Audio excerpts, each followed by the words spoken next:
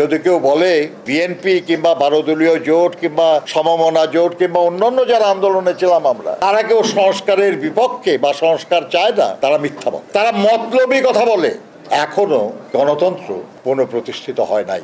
আমরা জানি যে বিগত সরকার আমাদের দেশের সব প্রতিষ্ঠান ধ্বংস করে দিয়ে গেছে, সব ব্যবস্থা ধ্বংস করে দিয়ে গেছে। এই ধ্বংসস্তূপের উপর দাঁড়িয়ে আমাদেরকে ভালো কিছু করতে হলে এর কিছু মেরামত প্রয়োজন আছে। যখন বাংলাদেশে অন্য কেউ সংস্কারের কোনো দাবি করে নাই, কোনো প্রস্তাব দেয় নাই, তখন 2017 সালে দেশনেত্রী বেগম খালেদা জিয়া ভীষণ 2030 একটা প্রস্তাবনা জাতির সামনে উপস্থাপন করেছিলেন। এটা 2023 সালের 13ই জুলাই, অর্থাৎ 24 সালের জুলাই আগস্টের আন্দোলনেরও 1 বছর আগে। আজ পর্যন্ত এই নতুন সরকার, অন্তর্বর্তীকালীন সরকারও যেসব সংস্কার প্রস্তাব করেছেন তার কোনোটাই ওই রাষ্ট্র কাঠামো মেরামতের 31 দফার বাইরে না।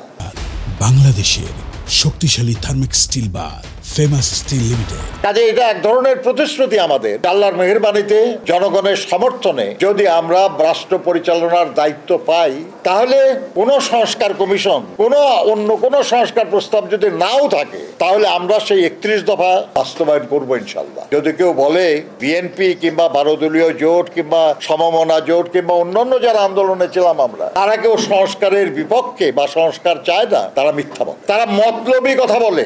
আমরা চেয়েছি রাষ্ট্রটা ভালো চলুক, এখানে কেউ যেন এত বেশি ক্ষমতার অধিকারী না হয় যাতে জনগণ ক্ষতিগ্রস্ত হয়। যে কোনো এক সরকারের পক্ষে কিংবা কোনো একবারে কখনো সব সংস্কার করা সম্ভব না। আমি ঐক্যমত্য কমিশনের মিটিং এ বলেছিলাম যে সংস্কার এমন একটা ধারাবাহিক অনিবার্য বাস্তবতা যেটা কেউ না চাইলেও তাকে করতে হবে, করতেই হবে। সংস্কার এমন এক বিষয় যেটা প্রয়োজনের তাগিদে আপনাকে অবশ্যই করা লাগবে, কিন্তু সেটা করতে হবে আপনার সক্ষমতা অনুযায়ী, আপনার সামর্থ্য অনুযায়ী, আপনার প্রয়োজন অনুযায়ী। পরিবর্তন বিটুইন টু পার্লামেন্টস, দুইটা সংসদের মাঝে রাষ্ট্রপতি অধ্যাদেশের মাধ্যমে করতে পারে। আমরা যেসব ব্যাপারে একমত হব সেসব ব্যাপারে যেগুলো অধ্যাদেশের মাধ্যমে করা যায় করে ফেলেন আপনারা। আর যেটা করা যাবে না, আমরা একমত হব, সেগুলো একটা সনদ আকারে লিপিবদ্ধ হোক, আমরা সবাই সেখানে দস্তখত করব এবং আমরা সবাই প্রতিশ্রুতিবদ্ধ হব যে আগামী নির্বাচনে আল্লাহর মেহেরবানিতে যারাই দায়িত্বে যাক, যারাই মেজরিটি হোক বা মাইনরিটি হোক, যাই হোক, যারা